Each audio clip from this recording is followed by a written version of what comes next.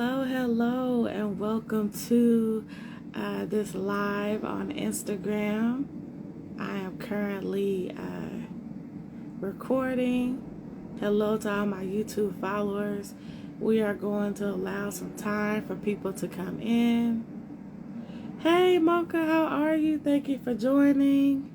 Hey, Jessica. Hey, Antoinette. Thank you guys for joining. How are you today?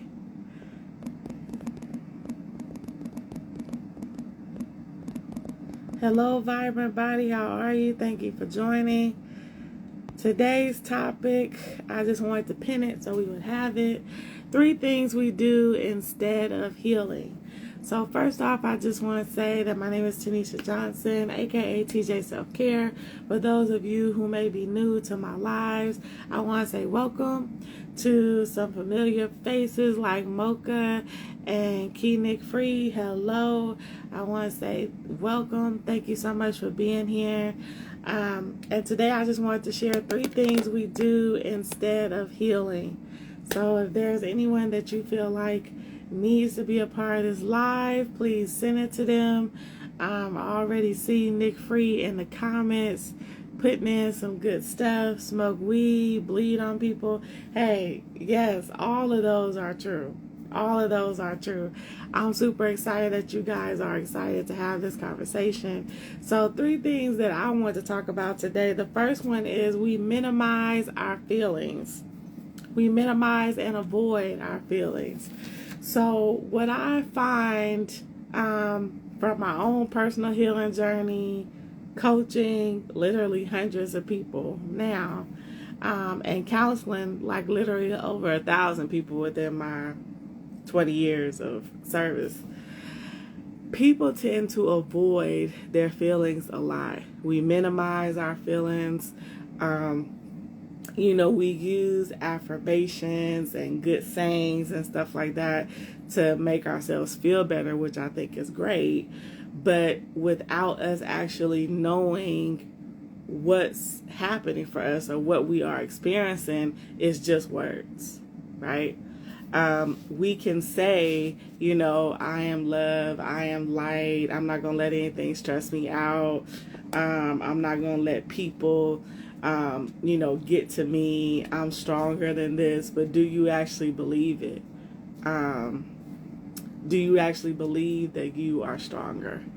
Do you actually believe that you are worthy? And do you understand? Do we even understand why things are triggers? Hey, Zari Mama, thank you for joining. So Mocha said, start blaming myself for things that went wrong. Yes, that's something that we do. Happy Monday.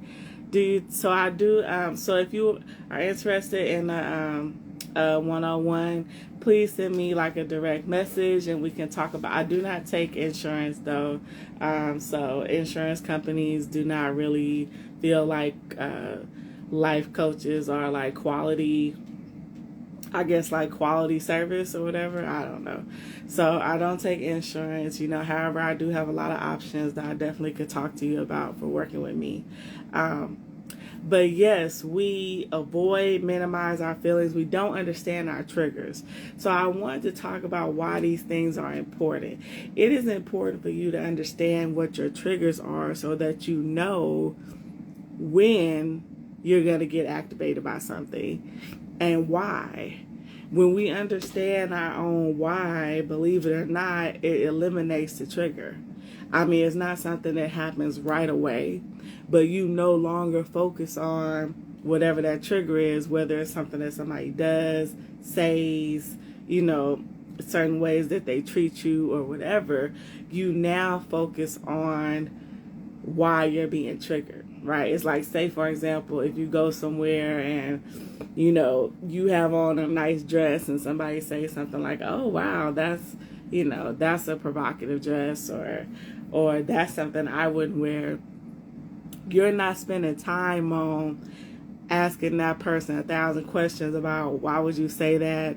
I didn't appreciate that, so and so and so and so.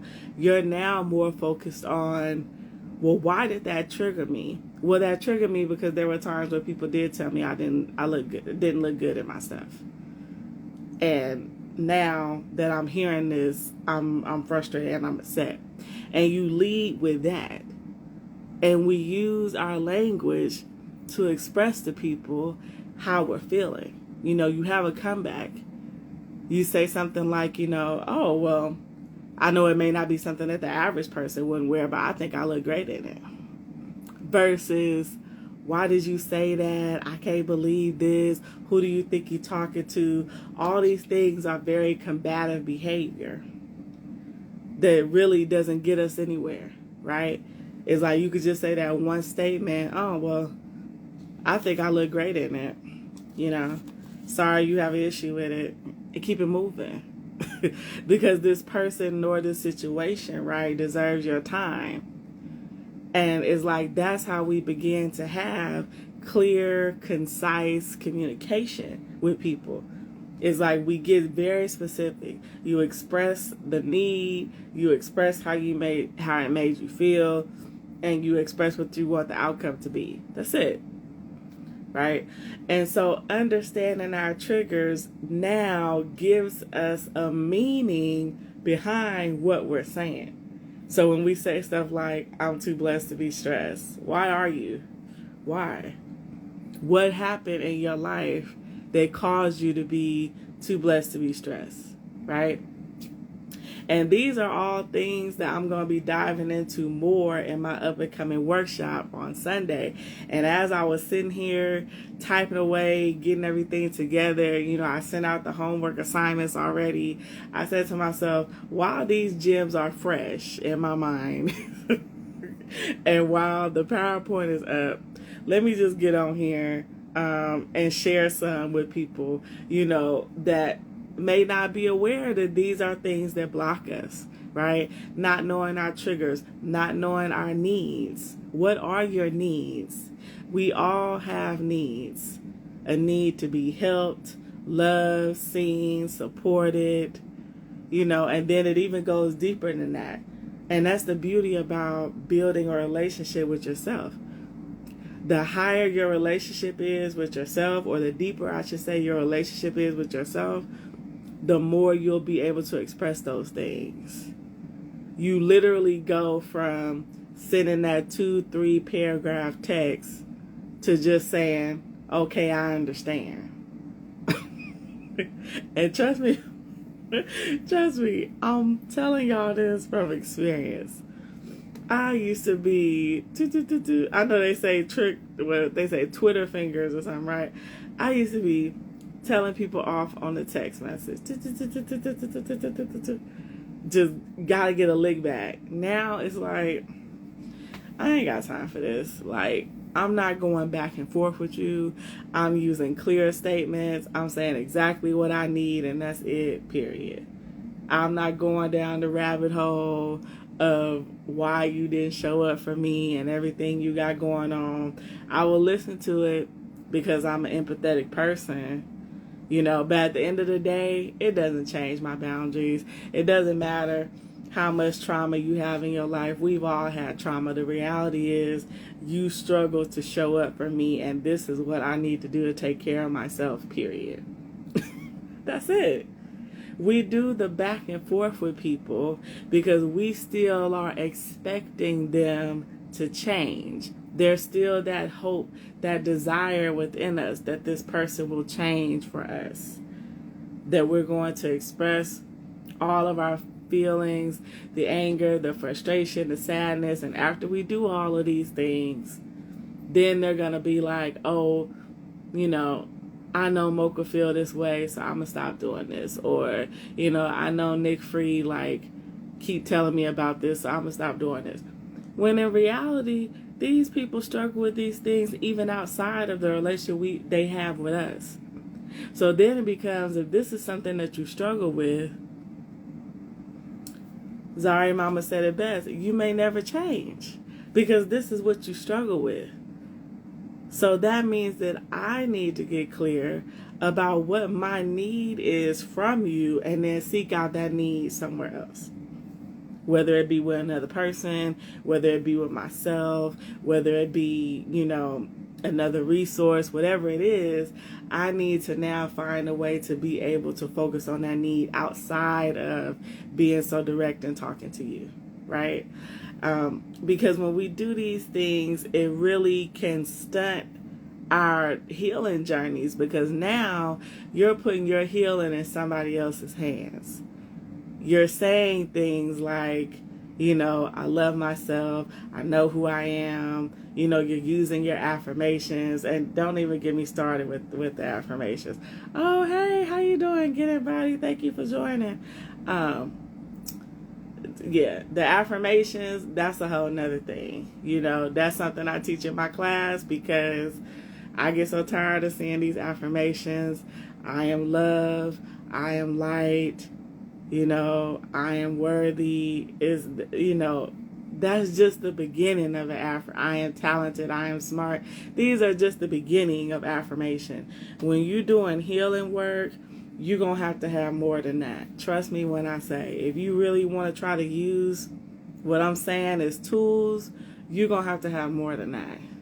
You have to be able to step outside of your current situation, go back to childhood experiences, and bring it back to the present. So it's like, I am worthy turns into, I am no longer that young child that was stunted and unable to speak. I am worthy of saying what I need to say. I'm worthy of stepping into the room the way I want to step into the room. And I'm not going to allow fear or someone else's presence or acknowledgments or unacknowledgments to prevent me from doing this. You got to put 2 on 10. You can't say these basic things and let this be what gets us through, because it's not. You have to do that plus some. We have to listen to the motivational videos plus some. You can listen to videos of me and other people that you are inspired by all day long. But if you're not internalizing these messages for yourself and making it a part of your daily routine, you are still not going to the highest potential you can when it comes to your healing journey. And I'm just keeping it real with you today. I haven't had any coffee today, so I think that's why I'm just real. It's like, but I'm being honest too. Because, okay, Mocha said, is it possible for someone to change without doing any inside work? No. It's no change. Let me rephrase that. I shouldn't say no, but I will say that the change you make will be very short-lived. Because what's the purpose? We have to have purpose behind the change. When you struggle with people-pleasing and codependency, you have to first step out of denial. Denial tells us that we're okay, everything is all right, we've been down this road before, we are survivors, we can make it through, we're not going to stress about stuff. But all that does is keep you in that survivor mindset.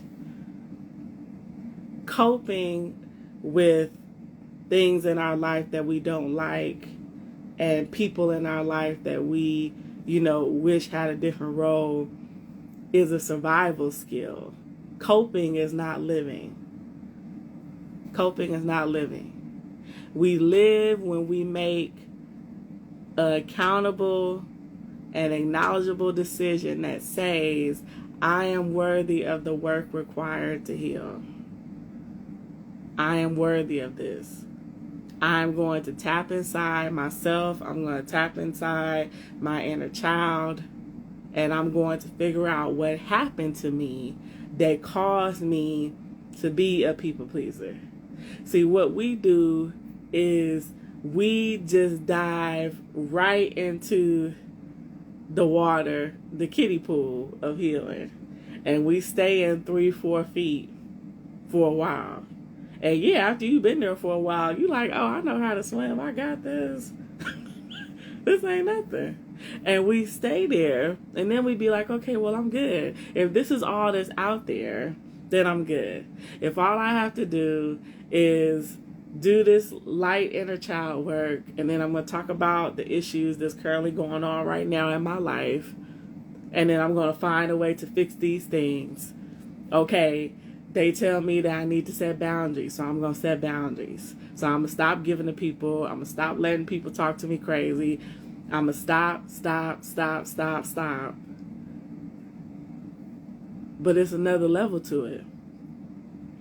We set boundaries in the beginning and this is the kicker, okay? Please remember this. We set boundaries with people in the beginning so that we can spend more time with self. That's why we set the boundaries. We don't set the boundaries, I'm tired of how you talking to me and I don't want you in my life no more. Okay, cool.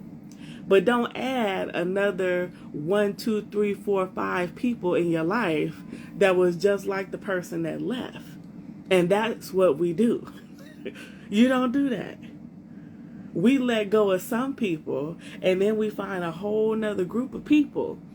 But you're finding those group of people based on the same principles that you've been living your whole life. So you pretty much dump one group of dependents for another. That's what we do. And then we just go through this revolving door of being stressed out, burned out. Then we start saying stuff like, I don't understand why this keeps happening to me. I'm just like a magnet for people who do me wrong. It's because we don't have no principles to stand on. You still standing on them same principles that told you you have to be there for everybody. You have to be considerate with everybody. We overly extending ourselves and we still find ourselves burned out place to place to place to place. The change happens when we set the boundaries and then we spend time with self. Figure out who we are.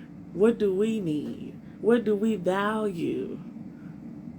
You know, what are our needs? So Mocha said, yes, it's like a new level with boundaries. It's setting it. That's the first level. Then it's enforcing it. Then it's being okay with people not being in your life. Yeah, exactly. Zari said, woo. And then Mocha said, you on one today. You really saying a word, TJ. Nicole Rock said, oh, wow. Hey, it's great to see you. Nicole Rock, she's also an author. Hey. But yeah, I just, and see, that's why I like to go live when I'm in it, because so I'm done with the workshop. But of course, you know, because I'm working on my perfectionism, I go around and around and around to make sure that I put everything in there. So it's like the information is fresh. I was like, while it's fresh, I need to go live. But this is what happens to us. And so it becomes a revolving door that we feel like we can't get out of. And it's like the second thing we do is I'm glad that it was brought up here. We avoid the inner child work. Nobody ever likes to do the inner child work. I mean, it's not fun for sure, but it definitely will help you and guide you along your journey. Because when you first start to set those boundaries and people leave your life, whether it be voluntary or involuntary, you really feel lonely. You know, you start to wonder, did I make the right decision? You're dealing with people's emotions, and it just can be a lot. And so when we spend that time with self, that is you doing your inner child work. You know, I tell people all the time, this is the fun part of healing. You know, this is when, you know, you go back as far back as you can in your memories. And you try to figure out, when was the first time you felt hurt? I remember I was like 5, maybe 6. And most of us were that young age. It's like, when was the first time that you felt like you knew in your spirit that something was wrong with your family system? Couldn't necessarily pinpoint it, but something was wrong. Now in mine, you know, there was always this thing of I couldn't drink out of nobody's cup. And I never really understood that. I'm like, ain't we drinking the same thing? It's apple juice in my cup. Yours is brown like apple juice. It's a little darker, but I don't understand why I can't drink it. And then I would notice after everybody would drink whatever was in their cup, they just kind of start acting crazy. And so in my mind, I was like, something's in that cup. So for a long time, I thought that everybody was drinking apple juice, and I didn't want to act like family, so I stopped drinking apple juice. Then it became a thing of she don't like apple juice.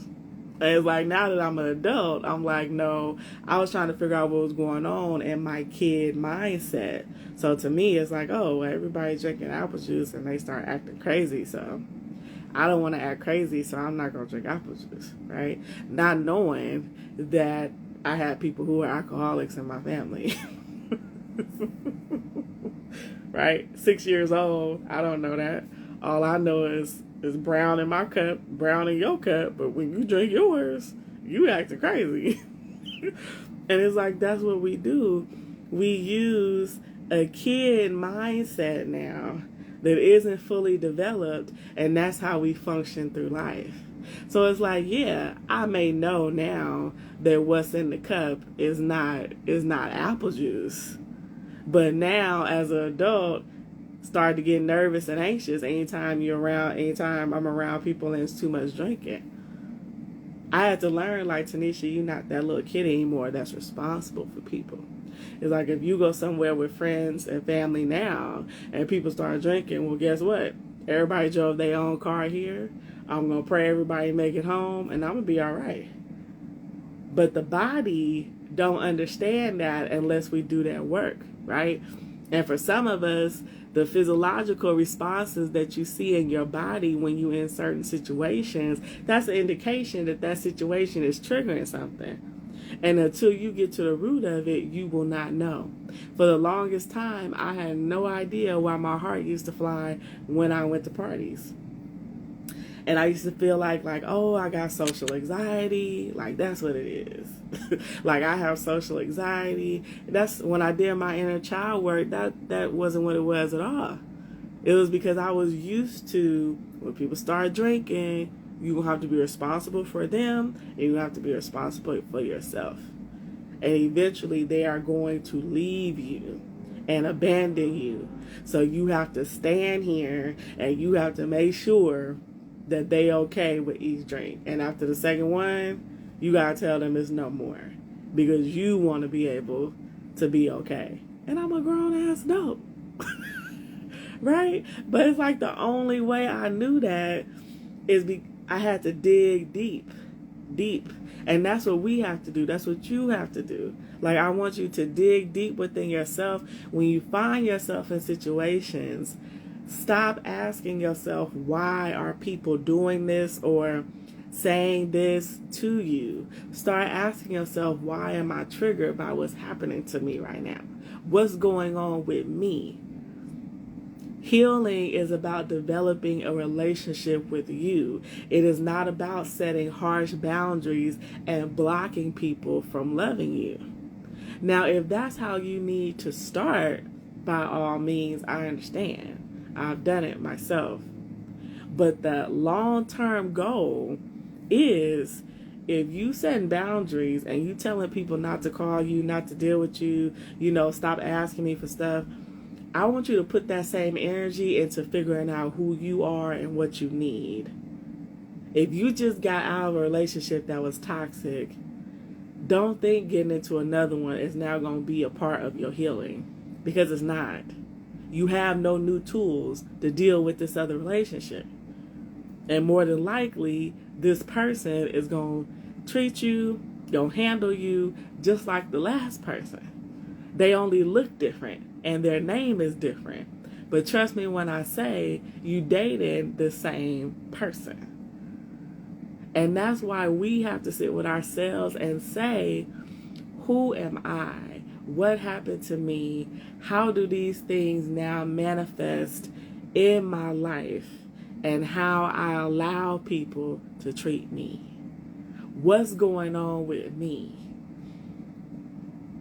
It's like when listen, I have dated men that I am ashamed. I am ashamed to say. I dated men that was on drugs. I dated men that was in and out of jail. The list go. I'm not gonna air my laundry, okay? But what I will say is, after that 6-1, 6, okay, 1, 2, 3, 4, 5, 6. It took 6 times. After the 6th one, I said, Tanisha, what's going on with you? What's going on with you? I was sitting in a hotel room, abandoned in Las Vegas, waiting on my friend. I don't know what he was. Looking back, I guess he was a friend / situationship. I don't know.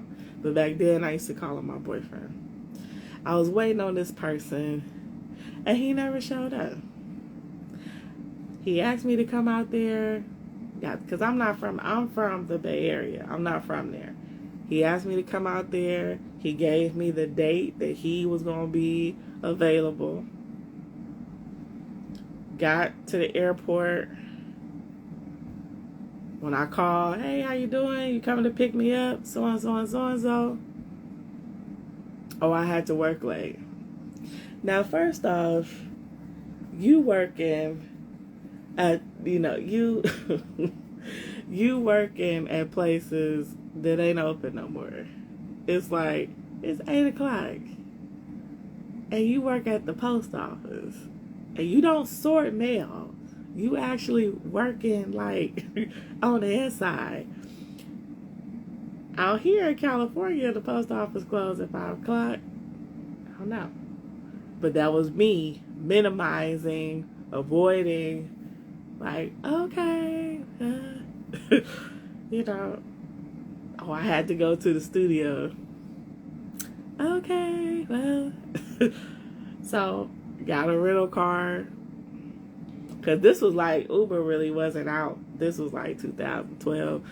That Uber wasn't really, I don't think Uber was out at all in 2012. I can't remember, but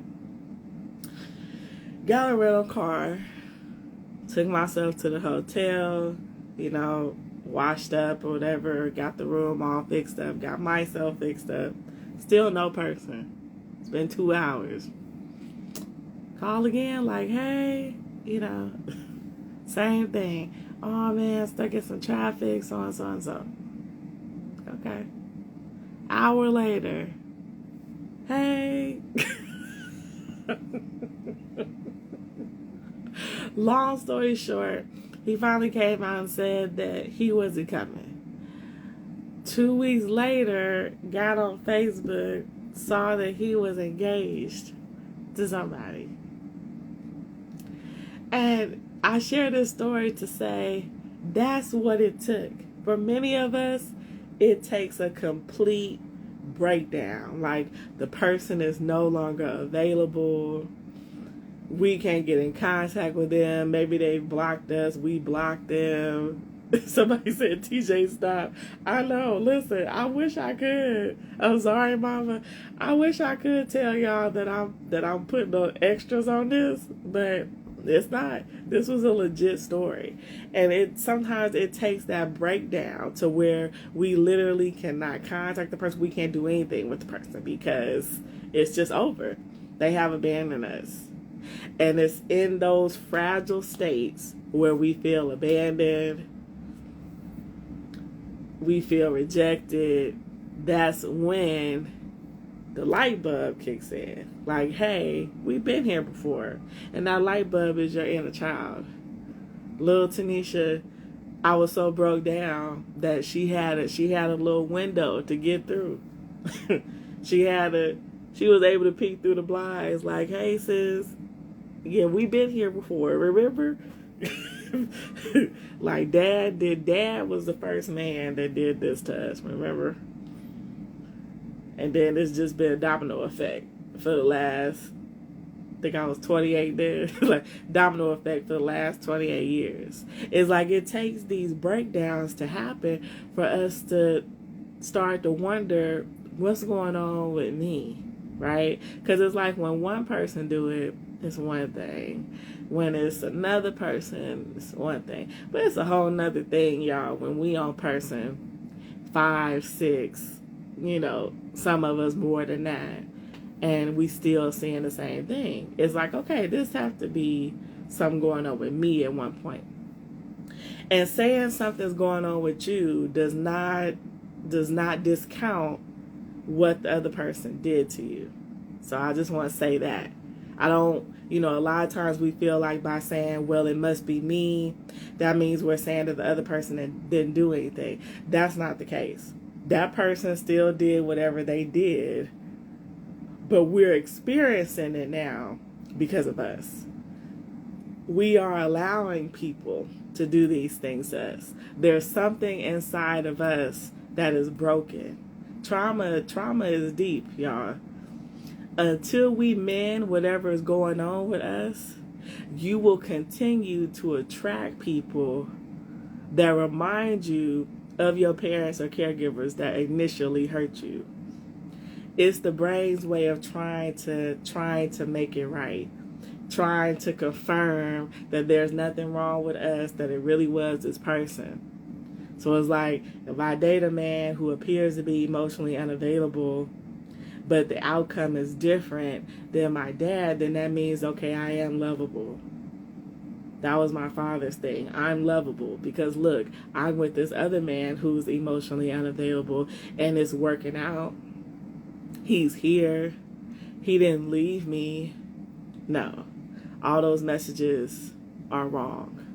What we need to be telling ourselves is, say, for example, for me, I attract emotionally unavailable men. I need to do some work around myself around worthiness. Self-parenting is a phenomenal thing that I learned in my healing journey that has taken me a long way. But in order to self-parent, we have to first acknowledge that we're wounded. It's not going to work if we don't. So Mocha said, I used to blame myself all the time and still do sometimes. Like, maybe if I would have done this or that, maybe it would have been different. Right. And thank you, Mocha, for the badge. And then Nick Free said, they no longer exist. This fool had a baby. Oh, wow. Hey, Danielle, thank you for joining. And Zari, I see your oh, she said, no, it was no Uber. Yeah, I didn't think it was, but I wasn't for sure. I'm like, was it Uber back then? I can't remember. But, and I always just share my story, right? Be transparent so that you can really reflect on your own. Because when we address our wounds, that's how we heal, right? It's like envision a child that looks just like you, but you when you were like 5 or 6, and you walking through a garden, right? And you see yourself, younger self, sitting on the bench. It's like, that's what healing is. But if we refuse, you're not going to see that inner child, though, for a while. So if you stop your healing journey on mile 4, your inner child more than likely, depending on how many layers, I should say, that you have used to cover up how you really feel about stuff, your inner child could be way, what they used to say, way back there in them bushes. Your inner child could be way back there. I know for me, my inner child, if it was on miles, little Tanisha was probably at mile like 35, 40. I'm thinking I'm almost done, and I'm like, whew, thank you, God. Okay, I got rid of these toxic people. I'm setting these boundaries. I changed my job. Like, I'm taking care of myself. I'm walking. My diabetes is better. Whoo, I feel way better. And then it's like, you hit that mile, and it's like, wait a minute. What is this? I don't love myself. I'm still getting in relationships with men that talk crazy to me. I'm still dealing with people that's like, yeah, it ain't the same people, but now these new people that's still acting crazy. Like, what's going on? And little Tanisha sitting right there like, yep, Hey, how you doing? It's like that's what we working with. That's what we working with. It's like envision a young child, how they set boundaries, how they say no, how they do something. Most kids don't. I mean, 2023 kids, is a whole nother beach, you know what I'm saying, right? Some of them. Because I work with kids, and kids are changing when it comes to how they speak and engage with adults. But back in the 80s and 90s, when many of us was born, we were still saying, no ma'am, yes sir. How dare you tell another adult what you are and not gonna do? You know what I'm saying? And you only 6 years old. It wasn't happening. And so that's who shows up when it's time to set boundaries and live life. We be thinking we out here as the 30, 40, 50-year-old people that we are. No, we out here as 5, 6, 10, some of us teenagers, because that's the way that we are carrying ourselves in the world. We carrying ourselves like young children. Somebody wants something from us, we don't want to do it, we go hide. Does that sound like something a 30 or 40-year-old would do? No. But that sounds like something that a young child would do, who's afraid, who feels defenseless, who feels like they can't verbalize how they really feel. And that's where we have to start working from. We have to work from the ground up. There is nothing wrong with you telling people that emotionally you are still developing. It does not mean that you are not a responsible, competent adult who is paying your bills, going to work, taking care of your children, taking care of your spouse or significant other. You are doing all the things. So don't give yourself, don't pat yourself on the back for that. Don't put yourself down. And you're doing all those things, and you're doing them from a very wounded place. It coexists, and there's nothing wrong with it. And accepting that's how we heal. I had to accept that, somebody was trying to call me. I hope you guys can still hear me. I had to accept that young Tanisha was very young. I was very young. I was like 4 or 5 years old out here. That's why I was doing everything everybody wanted me to do. I would, somebody needed something, I was there. Soon as I see people, I couldn't even really know somebody. If they had a smile on their face and they came to me, I was just all smiling. Hi. That's that Tanisha. It wasn't necessarily getting those consistent hugs and stuff like that at home, right? So any other adult that was friendly, that had a warm face, and if they had some snacks, oh, I was with you all day. That was young Tanisha, right? And we think that these things don't affect us until we see ourselves, leaving myself as an example. I didn't think anything was necessarily wrong or that I needed an urgency to, start my healing journey until it's like, yeah, the 5-year-old that was hugging everybody, hey, how you doing? Somebody give me a piece of candy or something. Now I'm holding their hand and I'm smiling. I don't want to leave their sight. Is now a 35-year-old woman that's having sex with men so that they don't leave. And then he take me to a cheesecake factory. Oh my God, I'm in love with him and I got goo-goo eyes, right? And this is happening because we don't understand what we need in relationships. What is a relationship all about? How do I cultivate a healthy relationship? How do I use my communication skills in this relationship? What are the characteristics that somebody would have that would treat me the way I deserve, right? I know now that a man that is like all about fun all the time, his struggle is likely self-discipline and self-awareness, right? That's why he likes to have fun all the time. That's why he likes to do things that are pleasurable all the time. Going out, having sex, smoking weed, playing video games. All these things are numbing, they're pleasurable, and they desensitize to a certain extent, right? It's like you're in another reality. So you're not focused on paying bills, going to work, being responsible, learning how to be an adult, you know what I'm saying, and have healthy communication. It's like that type of man more than likely struggles.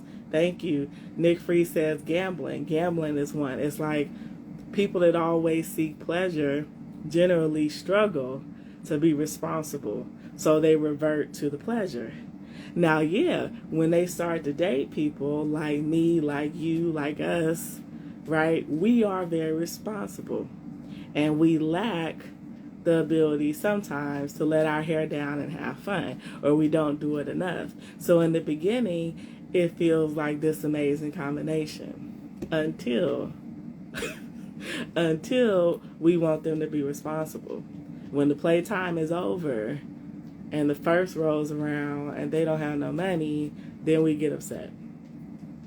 Or when we ask them to help us with our children or with other responsibilities we have, and they can't come through or they late coming through, then we get upset, right? Then we're like, what's going on here? Well, what's going on here is we looked at them from that wounded child place in us originally. They just wanted to have fun. They just wanted to hang out. They just wanted to be loved. They just wanted to be felt on. They just wanted to have sex, whatever it was within us. We saw that and was like, yes, this is it. So the wound itself took over to get those needs met. And then once we get in a relationship and we feel safe, now it's like, well, wait a minute. Who am I really dealing with? Then we want to try to change the person, right? Or we want them to change. And that's when the arguing, the bickering, all of that comes through, because this person never did have what we needed in order to truly be in a relationship. That's what happens. When we start to feel safe, your wounded child will leave and then you return. But by that time, it's already too late, because our wounded self has had a really good time. They've been enjoying themselves. Oh, thank you, Nick Free. Thank you for joining. The wounded child has enjoyed themselves with this person, having all this fun, feeling loved, feeling supported. And then we come in, but wait a minute, this person is not what we need, and then the relationship ends. But what would happen if we did our work to figure out what our needs were, and then we came in with that? So it's like, yeah, it's great if the person likes to have fun. It's great if the person likes to hang out.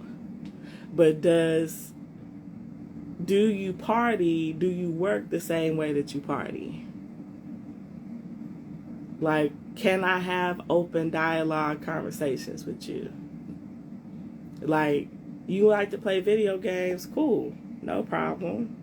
I'm going to play them with you. But my concern is, are we ever going to have conversation? Can we read a book together? Like, can we cook together? Can we watch a TV show together and talk about it?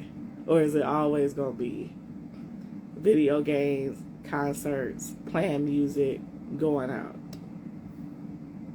Mocha said, how are you over 40 and not responsible? Exactly.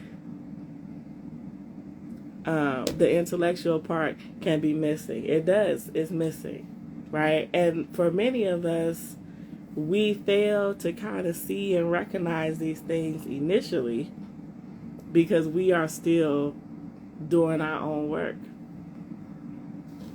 And some people say we won't stop healing until we die. I've heard other professionals and authors that I really admire say that. And I think everybody has their own opinion around healing. the take that I have on it is we do our healing work, and then there's a cutoff point. After a while, we're not healing anymore. We're growing. We're doing growth work, and growth work is forever because we're always growing.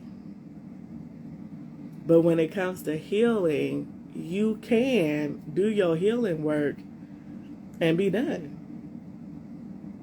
Like that's a real thing. You could do your healing work and be done, but you will never stop growing. And what I'm talking about today, the things that we're talking about today, is the growth work of it all. Learning our needs is growth work. Learning healthy communication and applying it to our relationships, that's growth work. No longer minimizing ourselves and using like compassion, that's growth work, And the growth work is never ending. It's never ending. We're always growing. So lastly, so we don't express our needs in real time. So this one is tough. Oh, Mocha, you like the growth work? Sorry, Mama said truly. This is a hard one because expressing our needs in real time is challenging. It's challenging for a few things, especially when you're healing from people pleasing and codependency. You can't express your needs in real time with people because you don't understand what your needs are. That's number one. You haven't been given a safe space in your past when you first started talking and verbalizing to express yourself. So we literally have to teach ourselves not only how to express ourselves, but how to be comfortable with it. You may notice a lot of things happen within your body when you start to try to express yourself, and that's because you're doing something that you have been trained not safe to do. Many of us who grew up in homes with family members or with caregivers that struggle with alcohol, that struggle with their mental health, that struggle with drug addiction, that were parents that like yelled and screamed at us. We didn't have a safe space to learn how to communicate our feelings from the beginning when we were just learning how to talk. And so you may notice that when you set boundaries, you get really quiet. The tone in your voice may change. The way you sit, or it may shift. You may notice that you're more sunken down, your head is down. All of that is that inner child coming out, trying to let you know, like, this ain't something that we do. And it's your responsibility to learn ways to push through that, okay? Whether it be breathing, and this is where, and this stuff right here too, sometimes still bring tears to my own eyes, because this is the reason why I became a life coach. Because when you go to therapy, your therapist is going to talk to you about why you have this trauma, where it shows up, and things like that. But when you really out here on these healing streets, as I like to call them, you got to put work into this. You may have to breathe before it's time to talk to somebody. You may have to pray. You may have to do your affirmations. You may have to tell yourself, I am worthy of expressing how I feel. It's okay if this person leaves me or stops talking to me after I set this boundary, because I have to do it for me. It's like we have to get serious. That's the only way that we gonna learn how to push through. Because your inner self is not going to go away until you give yourself the experiences that you've never had. You have to see yourself doing something repeatedly. For anybody that work with children or has children, that's the reason, if you remember when your child was young, they did the same thing over and over again. You give them the remote, they drop it. You pick it up again, they drop it. That's how children learn. That learning don't go away just because we're adults.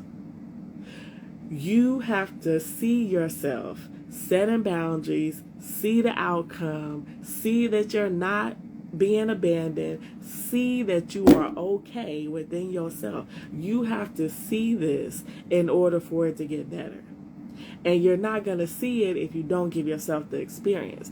That's why I always say stuff like blocking, avoiding people. You can do that, but that's just keeping yourself safe in the meantime, and it's still a survival mode. Living is using these tools I'm telling you and having the experience. Living means when it's time to have a hard conversation with somebody, you plan for it. You say, okay, Thursday, so far, looks like it's going to be a good day. This is the day I'm going to have the conversation. And Tuesday and Wednesday, you praying, you journaling, you using your affirmations, you doing your deep breath work, you reminding yourself that if this person stops talking to you, it's okay. You will be okay. And then Thursday, you go in there and you lay down them boundaries. And you say, this is what I need from you. Boom, boom, boom, boom, boom. And if they start talking crazy, you're good because you've been leading up to this. You done did your work. It's almost like being in a fight. You've been out there. You've been Rocky Balboa, okay? You've been Michael Jordan on Creed. So it don't matter how many twists and blows that they give you because you know that you're good within. It don't matter how much somebody tell you that you scandalous. I can't believe you doing this to me. You messy. I've been there for you. Woo, woo, womp. Because you've been telling yourself for the last 3 days, I am love. I am light. I will be okay. I need to set this boundary. This is how I keep myself safe. I love myself. God loves me. He will send people into my life to love me. I'm not going to worry about losing this person. This is what we got to do. Trust me when I say. And it works. It works. You know how many people, you know how many friends I done lost from 2018 to now? When I really started doing this work, people was leaving by the droves. And I didn't understand at first. I was just like, okay. And I remember I had a therapist and I had a coach. I was going to my therapist, and during the sessions, the tears would just fall. I wouldn't even have no words because I'm like, I just don't understand. And yeah, it was her job to explain to me what was going on. It's like, in my eyes, everybody is leaving me and abandoning me because I'm not a good person. And now the fears of childhood are now manifesting into my adult life, right? That's what's going on in the subconscious, right? But consciously, I'm like, but I'm an adult. And this person was using me. This person was stealing from me. This person, right? Like, these people are doing all these things to us. Like, we're not getting our needs met. So it's almost silly that we feel like we have to stay, right? It's literally a battle between young self and who you are right now. And you're going to lose every time if you don't practice these self-parenting tools that I'm trying to give you. That's why I say affirmations that are 3-4 words are really good starters. But when the game is on and it's really time for you to use it, you got to put more with it, or else you're not going to believe it. I am worthy of good friends. Why? What makes you worthy? What you trying to say? So, what makes you worthy? You got to put more on that. You got to go back and say everything about yourself. Because I'm giving, because I'm considerate, because I'm nurturing, because I'm a human being and I just deserve it. Like everybody. I'm not going to stay in a relationship with somebody who has shown me that they can't take care of themselves. I need somebody to help me. I need somebody to support me. I've been holding myself down my whole life. I'm not going to stay in a relationship with somebody that can't do they share and support me. That's defeat. It's like we really got to use these things to help our inner self see, like, we can't stay here. Because I'm telling you, if we looking at this like a true, like, walking path, whatever mile you find your inner child in, that's where you will stay. And I've seen people stay there 5 years and 10 years. You will stay there with your wounded child, not ready to do the work that's required for you to shift. We stay there and we start agreeing with our old self-talk. Well, you know, if you set this boundary, they may leave you. Yeah, that's true. Then I'm not going to have nobody. Well, let me just try to give them another chance. You see what I'm talking about? That's from a wounded self. You're not giving yourself credit. For many of us, we already been abandoned or rejected by our parents anyway, whether it was like directly or non-directly. A parent not helping you with your homework, that's rejection. If there was no food in your house, that's abandonment. If you had to take care of your siblings with no help and no direction, that's abandonment. If you went to your parent after a hard day when somebody was picking on you and they told you to get out their face because they got other stuff to do, that was rejection. It's already happened. And our inner self is fearful, trying to figure out what can they do so that it doesn't happen again, but it don't matter. We've already prevailed. You already been conquered, sis, bro, everybody that's on here. You already have conquered. You don't need to stand in that no more. Now we angry. And so the anger that we couldn't express as children now is coming out in adulthood, but that's not really going to serve us. We can call this person an MF, you know, a son of a B, and all these other names all we want. You can block the person all you want. But if you know eventually you're going to unblock that number, it don't make no sense. What's name calling somebody going to do for you in the long term? Nothing. So it's like we don't even waste no energy there. You insert the boundary. Somebody cutting up in your life, don't respect you, always talking crazy to you, never can show up for you. You just insert the boundary and you say, you know what, I see you struggling. I see you struggling in XYZ area and I wish you the best of luck. Whenever things turn around for you, let me know. I'm here for you. And that's it. I've done that several times for folks. Sometimes I hear from people, sometimes I don't. It don't make me no difference no more because in my mind, I'm like, if I can't support them and they can't support me, but I'm saying to this person, I love you, I care about you, wouldn't I want them to be around folks that can support them? I'm not going to try to break my back to try to figure out how to support you when I know I can't do it. And we shouldn't expect people to do that for us either. Right? It's like if somebody is constantly doing the same thing over and over again, well, first off, what somebody else do never have anything to do with us. Okay? Never. What somebody else does never has anything to do with you. But when you see that they are constantly doing it, this is no longer, this is no longer just something that's going on because of the situation they're going through. This is a character thing at this point.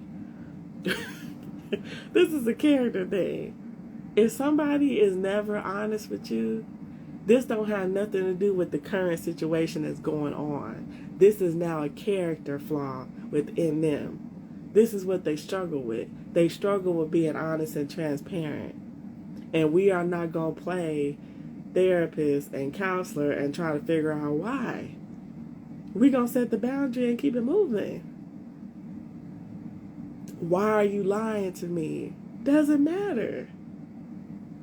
Now, if this is somebody that you married to, or, or if it's your child, what I'm saying? If there's somebody that you truly, have committed to long term, then having these type of dialogues is healthy, and it actually helps the relationship, right? But when this is somebody that you're dating, a coworker, a friend that you really haven't known long, you need, just cut that, just cut that. I'm telling you, because your life right now on your healing journey is like, what you call those, it's almost like a parachute. That's how I look at it. If you got 8, 9, 10, 20 people on your parachute, how high you think you gonna go? All that weight, you ain't gonna make it.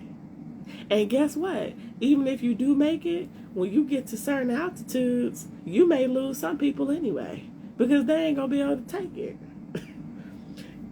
Listen, real stories here. When I was just going to the little workshops, because I went to go see Tony Gaskin. I was going to all these relationship coaches. Tony Gaskin, Stefan, I was going to say Stefan Labussiere, but Stefan Speaks. I went to go see Ace Metaphor or whatever, which is, he's funny and he do healing. Well, his shows used to be about like poetry and like healing through spoken word, but now, it's like relationship stuff. But anyway, these were great people to me, mentors to me on my journey. When I was just doing the little classes, I still had all my friends. When I leveled up to going to church every single Friday night and committing myself to a codependency 12-step meeting, I lost people.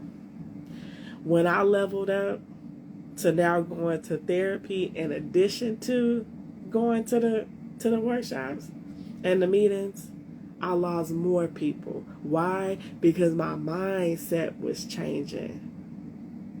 The friends that was cussing, that always had some stuff going on, that was always in some drama, you want me to drive with you while you air your boyfriend's car, just all of this all of this foolishness, right? I was able to see through all of that stuff. Then people got cut. But then, when I started being the leader of the support group, reading on my own, now everything I'm talking about is healing. Now my energy has changed. People start telling me stuff and I just be like, "Whoa, girl, it sounds like you got a lot going on." Maybe we can hang out next week. I was no longer that Tanisha that was giving unsolicited advice all the time. When you start going up, you start losing people anyway. So now that that I'm telling you, the best thing you could do for yourself is just go on and just cut certain things. Certain characteristics you need to cut out right now. The people that talk about themselves all the time, every time you call, they could be cut.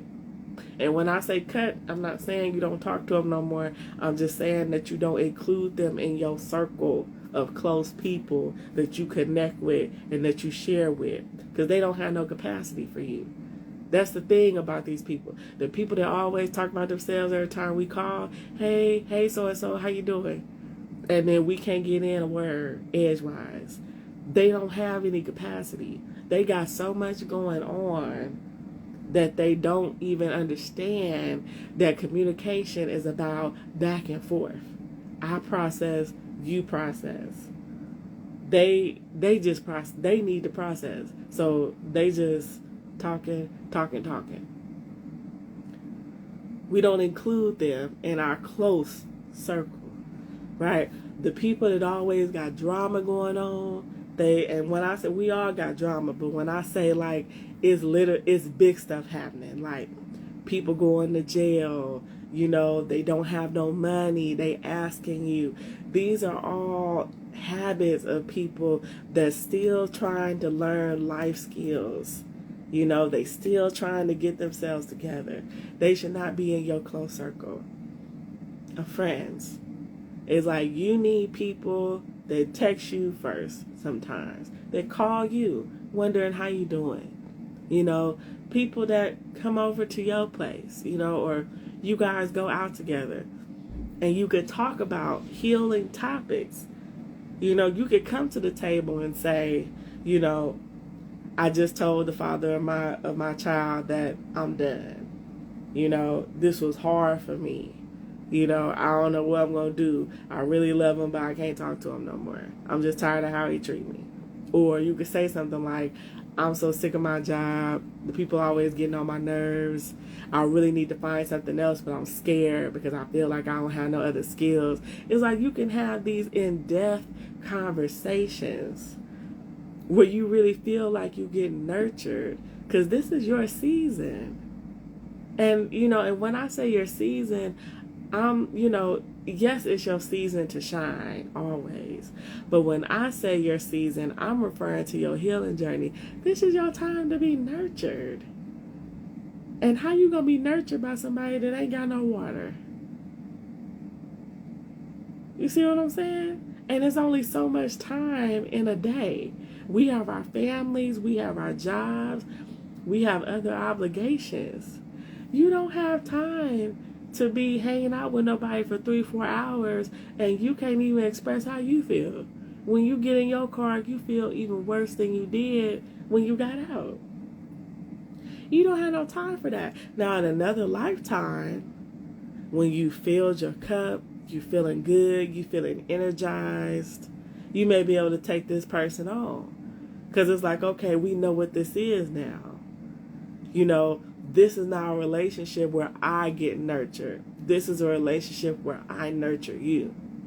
Now, maybe they bring other things to the table. Like maybe they're funny. Or maybe, they always the friend that find like fun stuff to do. They get the concert tickets. They get the movie tickets. They get you see what I'm saying? Like, I'm not saying that these people in your life don't have value. But what I'm saying is the value that they bring is not what you need right now. Right now, you need emotional support. Right now, you need stability. You don't need to be around a friend that's always talking about money problems and problems with their families and stuff like that. And they can never find no balance. That's what I'm saying. And I'm reading you guys' comments, right? We all talk about these things, but I'm referencing the people that don't have balance. It's like they telling you that they broke, and then the whole 45-minute hour phone call that you have is about them being broke. That's what I'm talking about. No judgment to anybody.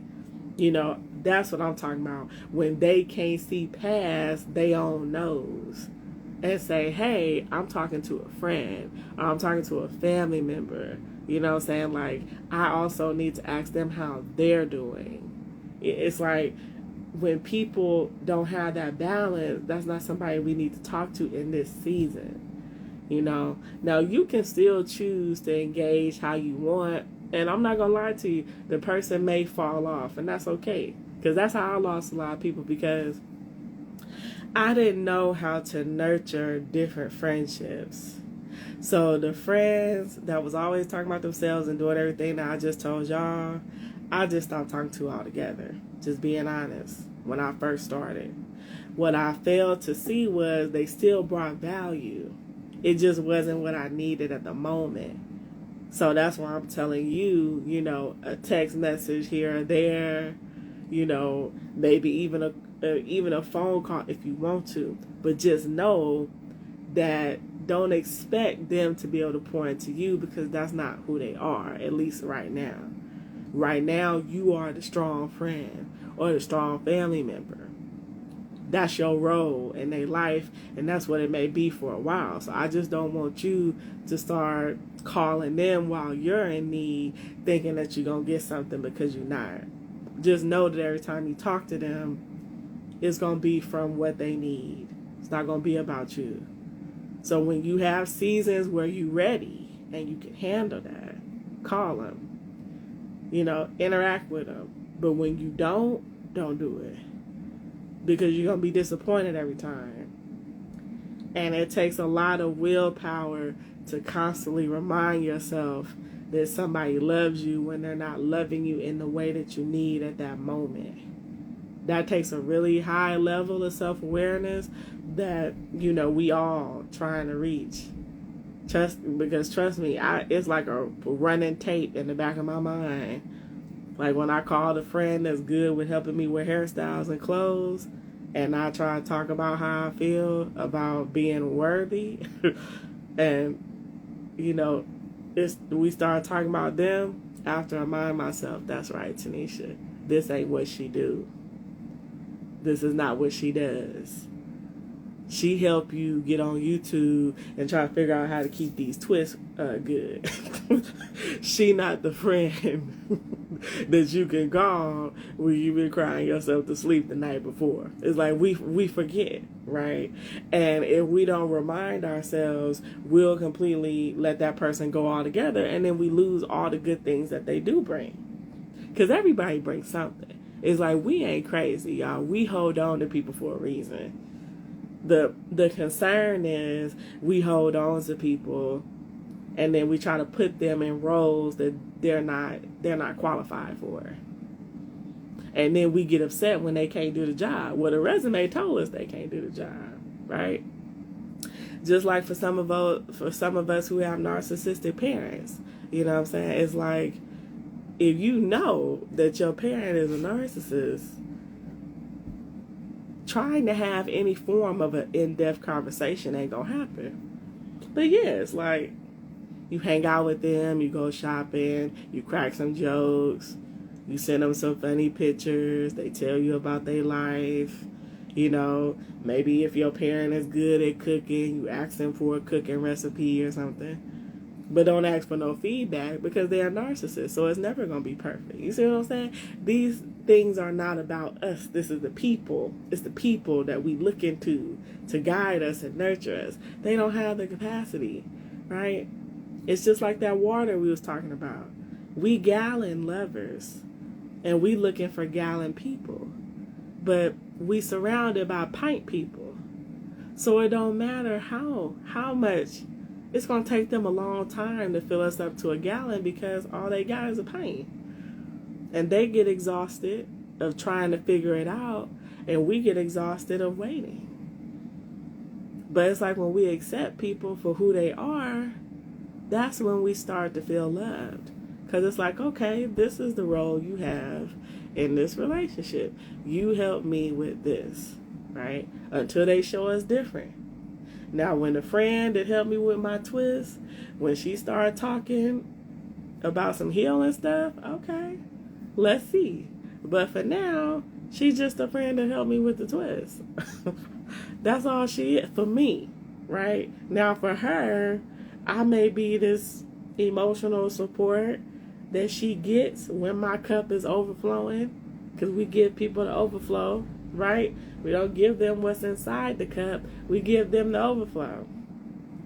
So lately, I've had a lot of overflow because I've been keeping my cup full.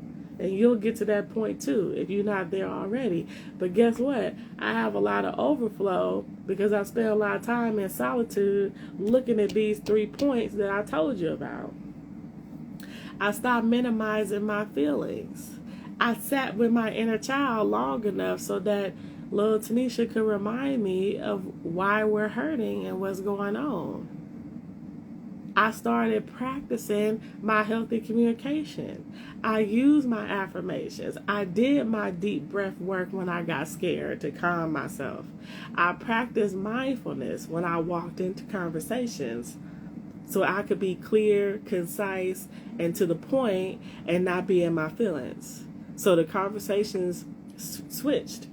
I was no longer bringing up stuff that happened 5-10 years ago that somebody did to hurt me. I was speaking from the present. And that's what happens. Everything shifts.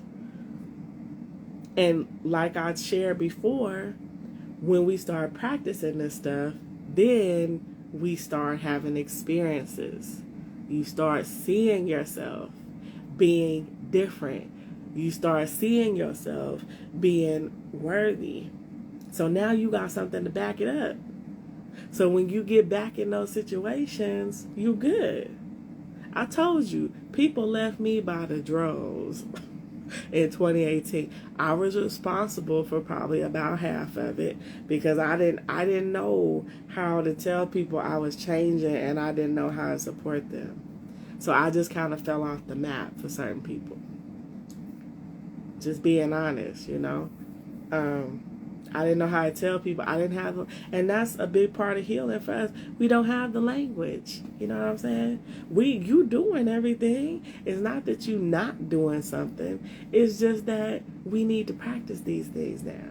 And we need to understand what is healthy communication. And you got to tailor it. I have to tailor it to Tanisha. You got to tailor it to you. For everybody that's still here. Like, you have to tailor it. What does healthy communication look like for you? Right? It feels natural to me to say things like, I hear you, or I understand what you're saying, or it seems like you had a really hard time when I said X, Y, Z. Would you like to talk about it? Right? But to you, that may sound like being a robot. You know, these are just the therapists, the coaches, you know, the counselors, they just give us like a starter packet, you know, but it's up to us to tailor it to us, you know. I remember my therapist used to say stuff like, you know, start with your feelings. You know, when you say this, I feel. I was doing that, and I felt like I was reading out of a textbook or something, you know. Okay, I feel. I stopped doing that, you know. But I praise God for her direction because it gave me something to work with, right? But I stopped saying stuff like, when you say this, it makes me feel. I just went straight to the feel. I just tell people now, I don't feel seen or heard when so-and-so happens. And I don't know why, you know. And I become very vulnerable because there's no weakness in vulnerability. I'm vulnerable with people. I told a friend the other day, you know, I love you and it breaks my heart that we don't talk anymore. But at the same time, you always struggle to connect with me and support me. So I just feel like I'm in this stuck hole of trying to defend myself against somebody that I love, and I don't like feeling that way. So when you text me, I say, hey girl, and I keep it at that because I never know what you're going to say back to me, right? That's a very vulnerable statement to make, right? But I found my sweet spot because once I started loving Tanisha, I didn't really care with nobody. It's like, what you going to say to that? Oh man, well, you love me. If somebody gonna gas up the fact that you pouring out your heart to them, then they stupid. Like, I'm sorry, they stupid. Like, you're not talking to an adult no more. You know what I'm saying? You being vulnerable about how you feel, people only can use that as ammunition if you make them. Because it's like, yeah, I told that friend I love her, but I also told her that, listen, but when you do this, I'm still not messing with you. It's like, don't get it twisted. I can love you and have my boundaries in the same breath. Like, it don't change. Don't think that using that I love you is going to be ammo to hurt me, because it's not, right? But sometimes it becomes ammo because we allow it to. Because we allow them to be like, well, you know, and then they start telling us stories from 5-6 years ago. You know, and then we be like, well, okay, and our mind changes. But when you really hold to your guns, vulnerability can never be weak. Vulnerability is just that. Like, you telling somebody straight up how you feel about them. Like, hey, I love you. You know, and absolutely not. I'm not going to let you borrow money. But I love you. And I hope you get it. And I believe in you. And I know they're very talented, and you will figure out a way to take care of yourself and your family. It's like, when we start practicing these tools, It empowers you, and you're able to say, now, look at me. And once you have that look at me experience, it just goes up from there. Because you start believing. But my question to you is, do you believe? Do you truly believe that you can heal while also dealing with life? Because I know you can. But do you feel like you have the tools? Do you feel equipped to do it? That's really the question here. And many of us are not. And that's the reason why healing feels hard. That's the reason why we get frazzled when things change, when people leave us, because we already barely making it. So it's like when somebody lie to us, manipulate us, do something that we don't like, we frazzle. We try to figure out, well, what do I do now? What do I do now? But when you got your tools, you ready. You on your healing journey, you making new friends. Mocha said it don't feel like it's you. It doesn't. It doesn't feel like it. But you are. You're ready. You on your healing journey. You start dating. You meet somebody. The person lied to you. All right. You got two options. You can either leave if you don't really like the person anyway, or you set your boundary. We don't ask them why they lie. We tell them what lying does to us. That's what you do. You find out your partner lying to you, you don't say, why you keep lying to me? Or, get into their phones and do all the things that we do. No need to do all of that. When you hear that somebody lying to you, when you hear that somebody cheating on you, that's all you need. That investigation work that we be doing on the back end, that's our inner child. Trying to figure out, what did we do? What happened? No, it wasn't us. Okay, it was them. And then we bring all this information to them. See, this is what you did. You see for what? Because we hoping that when this person get caught up and they realize that we know that they gonna change. Just cut all that out. What are you going to do for you? Self-care is having a plan for you. Self-care is not being an investigator about why our friends treating us wrong, why this. Self-care is when we hear information, when we have experiences, we cut it at the head and we say, you know what? It's time to have a conversation because I'm not doing this. And you have a conversation where you set clear boundaries about what you need. And this is another thing that people don't say enough about boundaries. When you set boundaries, that actually means that you want to be in a relationship with the person. Like, y'all know that, don't you? Boundaries are not really for, like, I'm not dealing with you no more and I'm done. That's not a boundary. That's a, that's cut. That's null and void. That's just cut. Like a boundary means that you in a relationship with somebody, they do something you don't like, you let them know your boundary limit so they can continue to be in relationship with you. When we telling somebody a rule or something like that, that's just it. You did this, so I'm done. Okay. There's really no open conversation.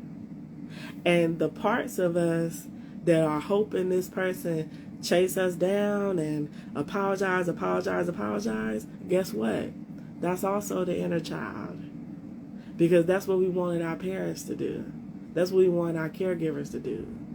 We wanted them to go above and beyond and stop doing what they were doing so they could give us the love that we needed. But that's not the relationships that we are in anymore.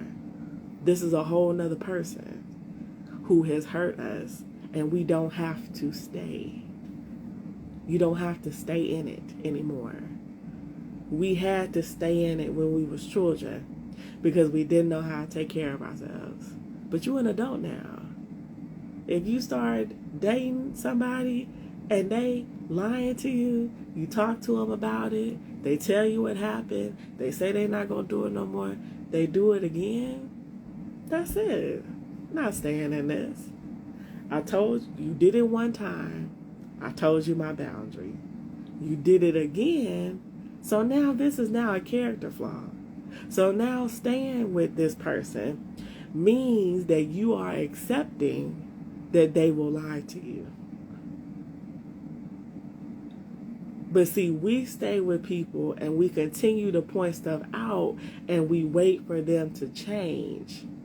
And that's a tool that I want you to throw far, far away in the desert, because that's childhood. We not waiting for people to learn how to love us no more. Those days is gone.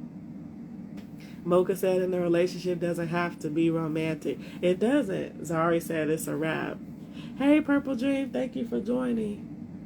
But we don't do that. We don't stay in stuff anymore. We set our boundary. And we give the person another chance because everybody human. But when they do it again, whatever it is, whether it be lying, cheating, I'm trying to think of stuff that people do. Whatever the person does, okay? Mishandling money, maybe, all these things that people do. We don't have to stay in it. And by you staying in it, that means you accept it. And technically, if you really want me to take you to another level of healing, say yes in the comments and I'll do it. Because there is another level to this. But I don't know if y'all want to hear it. If you are friends or family member or dating somebody, whatever type of relationship that it is, right? If this person's behavior is going against boundaries that you have for your life and you stay, that means that you committed to this person while they figure out how to change, which means that you don't talk about it no more. You don't beat them over the head about it anymore. That means that you in it with this person. So if you with somebody that don't know how to manage money well, whether it be a friend that you go out with all the time, every time the bill comes, sis don't have no money, that means that you are now taking ownership of that. I'm going to partner with you and help you in this area while you learn how to manage money. Or if you're in a relationship and your significant other doesn't know how to manage money or whatever the situation is, that means that you are going to love this person. You're going to pour into them. You're going to encourage them to do what they need to do to fix this situation. If you with somebody who's an alcoholic or whatever like that, you pointing out what you don't like and you also still pouring into them. Now that's work that I personally don't want you to do, but this is not my life. This is your life, but I don't want you to do it. It's one thing when you married to somebody, but that's a whole nother union, But when we talking about dating or a friend or a family member, I don't feel like you should take that much regard. But healing on that high level is what that means. It means that you no longer arguing with this person over how they don't show up in your life because it's something about them that you feel is worthy of tolerating this. And you tolerating it based on the fact that you and that person has talked about how you don't like it and they are actively working to change it. They're not saying they're going to change it. They actively working to change it and you can see the progress. It's like you see your partner get better with money, or you see your partner learning ways to communicate how they feel versus lying. Like it's something that you can see. It's something that's tangible. It's like they still may be lying, but at least they explain now why. They're letting you into their life, right? Because change doesn't happen with our friends and partners the way that it could happen, because we talk to them from a very negative standpoint. So they don't feel safe to disclose. And it's like that love that you give and that encouragement, the goal is that they feel safe to disclose like what's really going on, right? I remember I was dating somebody, and like he was a great guy, but he didn't have like good communication skills or boundaries. And so he was running all over, doing everything for everybody. And I was like, oh, Tanisha, this man might be codependent. I'm like, oh, that's not going to be no good fit. But then I said, well, let me give him, he's a good person, right? It's like I saw that he was trying to make change. So it's like I said, okay, I'm not going to complain about this anymore. We supposed to go out. You told your friend you was going to help them move. Okay. That sounds like you. So this is no longer prioritizing the friend over me. This is now a fear thing, right? It's like he's scared. Yes, he wants to go out with me, but this friend needs him, and he's scared to tell this friend no, because at the end of the day, me and him just dated. What if it don't work? Now he done lost the girl, and he's lost his friend. So in his eyes, let me try to do both at the same time. Right? And this, these type of things that we see ourselves in with people, it takes a lot. It takes a lot of work to meet people where they are and work with them.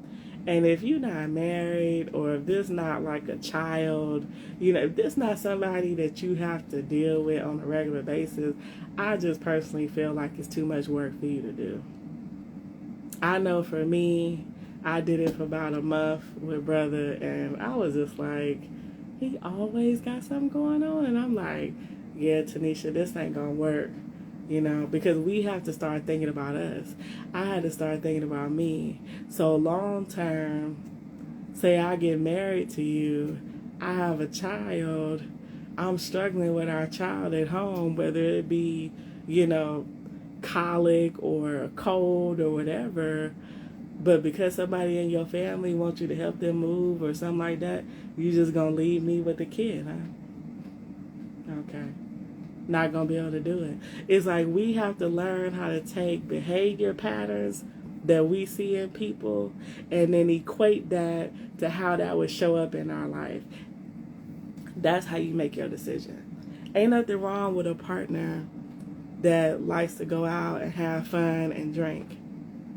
But if they go out and they get drunk to the point that now they can't stand up and you always got to be the one to take y'all home, it's going to be the same. That's not going to change just because you get married.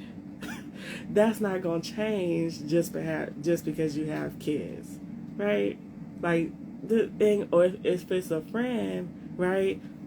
If the person go out, get drunk, you always got to make sure they home. That just because you have a bad day and you really want to go to dinner with your friend and talk about some serious stuff, if they've had a bad day, they not going to say, oh, I'm not going to drink because Mocha said she really wanted to talk to me about something. Or Tanisha said that she really been struggling, that she want to talk to me. They going to drink too. And you're not going to get your needs met. It's like we have to look at people's behavior for what it is, right? This is not one-time stuff. If we see the same thing over and over in somebody, this is a character flaw. This is who this person is, right? So that means by accepting them, we're accepting whatever it is, right? With me, people accept Tanisha probably gonna be late. Tanisha doesn't know how to manage time. She gonna be late. I had funny story. I mean, it's not a funny story. It's actually sad, probably. But I had a friend that was getting married, and I don't. To this day, I don't know how she did it. I really don't. My invitation said 4:00. I'm thinking that's when it started, right? I started seeing stuff online that said 6:00. And I was just like, what? That's too late to get married. So I called her up like, hey girl, is it 4 or 6? And she, oh, it's 4 because, no, it's 4 because I want all you guys there. Everybody's going to start coming in, at 5:00. I need everybody there at 4. Oh no, that was she made up some type of lie. Long story short, the wedding really did start at 6. But she told me 4 because she knew I was late. And I give that example to say that's what we signing up for. Whatever you see in somebody, you signing up to love them through, not in spite of, but love them through whatever their character flaw is. And I personally just don't feel like you should do it depending on who it is and what it is, right? I don't. I have friends that drop me because I, late to stuff or last minute, I'm like, oh girl, I can't make it, so and so and so and so. They stop talking to me, I mean, is it unfortunate? Absolutely. Like, don't get me wrong. I'm not I have a nonchalant spirit as I'm telling the story because I'm telling you guys stories from 6 and 7 years ago. But trust me, when I was in the moment, okay, when it was happening in 2016 and 2017, I was boohoo crying and I was angry with myself and I was angry at people. But they were setting their boundaries. They was like, if this is who you show up as, this isn't going to work for me. Right? So it's like, my question to you is, how many times do people have to show you who they are before you realize this doesn't work for me? It don't take 6 months. It don't take a year. And when you have sat down with yourself, hello to everybody who's joining, when you have sat down with yourself and identified your needs, it ain't gonna take hardly no time.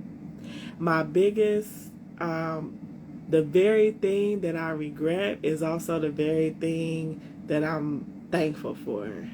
I regret not dating until I was this age of 39. And at the same time, I'm so thankful that I did my healing work before I truly started. Because, yeah, this dating thing has been easy peasy. Like, look at the pictures. I don't see nothing but selfies of you, or I don't see nothing but you in the gym, like flexing your muscles, versus looking at somebody else's pictures. They out and about in the community. They not mugging. They have a nice smile. It's 2 different dudes. But Tanisha, just be focused on, oh, he got muscles. Oh, he liked my picture. Oh, he's cute. Let me see what this person's all about. And just completely avoid the people who are on the same track as me, right? So it's like, that came, though, because I understood my needs. And that's why I asked you, what are your needs? What do you need in relationships? If you have a need to have friends and family members and significant others that you just can have fun with, that's cool. If you have a need to have deep, impactful, conversations about healing and next steps, and you want to be able to vent and share, that's good too. But you have to know what is it so that you can match it. You know what I'm saying? What do you need, and then what does the characteristics look like in people. That's truly how we keep ourselves safe. You keep yourself safe by spending time with you and figuring out you so that you can get out here. And when the yellow and the red and the green flags come, you're not just looking at them and bypassing them, because that's what we do. We bypass the red flags because we've been trained to believe we can change them. We can change people because we're going to say something, we're going to do something, this person going to be with us, and we just going to, be the best friend, be the best partner, be the best family member to them. We're going to take them under our wing, and then they going to see that the way we live in is the way it needs to be. But that's not reality. That's codependency. Reality means I am my own person in this relationship. You are your own person. I'm going to see if you meet my needs, and you're going to see if I meet yours. We're going to see if we're compatible. And if we're not, then we're going to thank each other for the experience, and we're going to keep going. If you're a family, I want to be able to talk to you on the phone and to hang out with you once a month type of family member. But if you always gossiping and you always got something negative to say about everything I tell you, you may be a family member I only see at the cookout. And that's okay. I still love you. You may be a friend that I only see when I'm up. And we taking the Instagram selfies.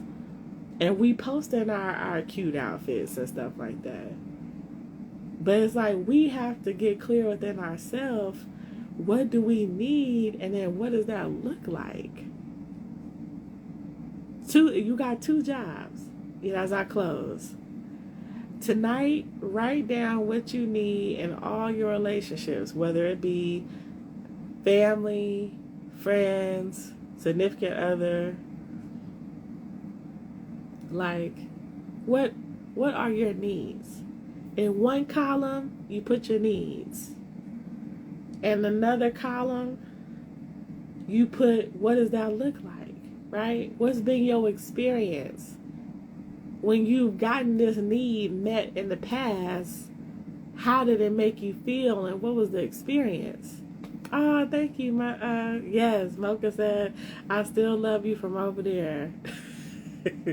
Yes, it's like, and then if you really want to do some work tonight, you can have a third column. And your third column, you write down all the people that's currently in your life, and you match them with that need. Now, see that one, and this is why y'all need to come to my workshop on Sunday.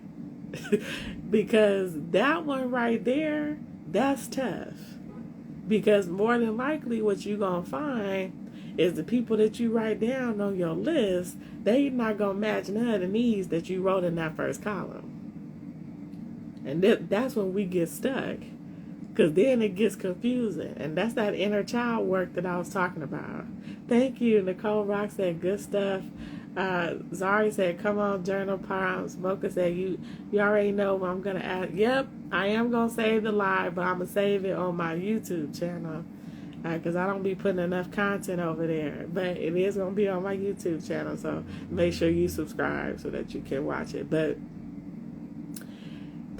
that's the real work. When you see, it's all real work. I don't mean to say it like that, but it depending on the layer you want to go tonight or whenever you do it, right? So let me just be clear so I can wrap up. You get a sheet of paper. You have 3 columns. The first column is what are things that I need in a relationship. The second column is what does this look like in real time? And when is the last time I felt like this need was met, and what did it look like? What did the person do, or what did the people do, right? Then if you really want to do it, you on that third column, you write all the people in your life, and then you match them with that need. So it's like if you had a need to feel supported, and then in that character in that character column, well, what does support look like to you? Support looks like somebody calling you 2 times a week to ask you how you're doing. Or support looks like a text message saying, hey, just thinking about you. So then you go to that third list and you say, how many times have the people on this list, in this column, done this? And a lot of times that's where we get caught up, because we start to realize, well, wait a minute, I'm not getting my needs met. Da-da. That's when you realize, I'm not getting my needs met. This person don't call me. This person don't check up on me. And guess what? You using your own terms. You're not using generic terms from me or another author that you like, or another, or your therapist or whoever, right? Because we said before, those are helpful things that they give us, but they're just starter kits. This is about you, right? What does support look like for you? For me, support looks like just a text message or somebody that thinks about me and a call. But for you, support may be like, no, I need a friend that's going to come over here and help me with these kids. Or I need a friend that's going to babysit so that I could go to the gym, right? We all got different levels of support. So what does support look like for you? And when's the last time the people on the list have done it? Because they on the list because you do things for them and you value them in your life. But the concern is, do they value you? Do they show you? Are they loving you in your love language? Because as codependents and people pleasers, we often get in friendships and intimate relationships and even relationships with family where people think we don't need nothing. They think we these strong, bulls out here or something that don't need no love, don't need support. We need the same love we give. That's why we give it so much. So it may be time to have some conversations with people. And you can use me as a scapegoat if you want. You can say, hey, you know what? I follow this author, online. And she was talking the other day. She was talking about needs and she was talking about all this stuff. And girl, I got to thinking, you don't ever call me how I want you to. You can use me. Use me.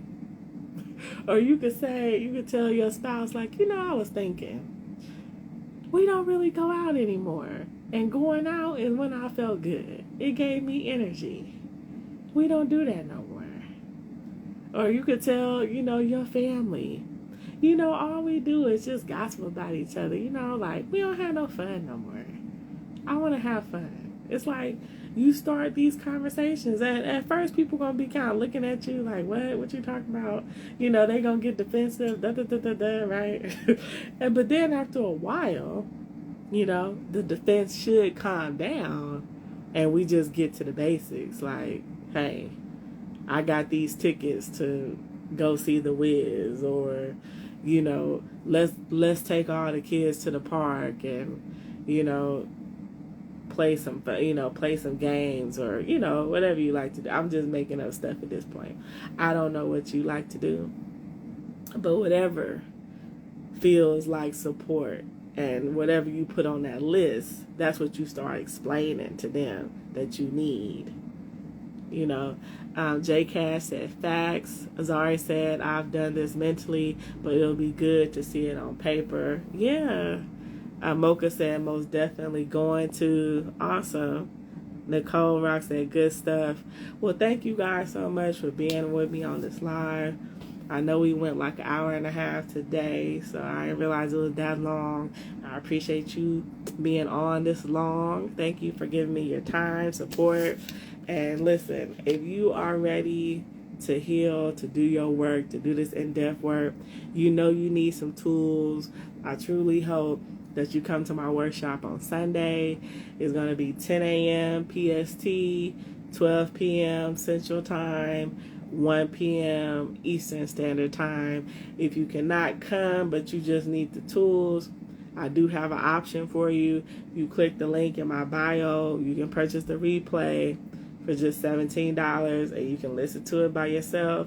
It comes with a guided workbook It'll be a virtual experience, just me and you. I'll be talking directly to you, giving you your personal workshop for just $17. So I wanted to make sure that I found a way to get this information out to everybody because I feel like it's crucial. Mocha said, I love every second of it. Thank you so much. You can catch this replay on YouTube if you missed it or came in later or you just want to rewind. Because I know I'll be telling stories and you probably like, Tanisha, I just need to hear the facts again, okay? So you can go on YouTube, listen to it. I keep hitting my desk, I'm sorry. You can just go on YouTube, listen to it at your discretion. And make sure you do the homework assignment. And listen, if you do it, let me know how it goes. I'm a human being. I'm sitting over here, okay, right in the Bay Area, California. I'm not no big time person. You know, I'm just Tanisha. I would love to hear how the exercises went for you and the epiphanies that you had while doing it. And I look forward to seeing all you guys again on the next live. All right, take care. Bye.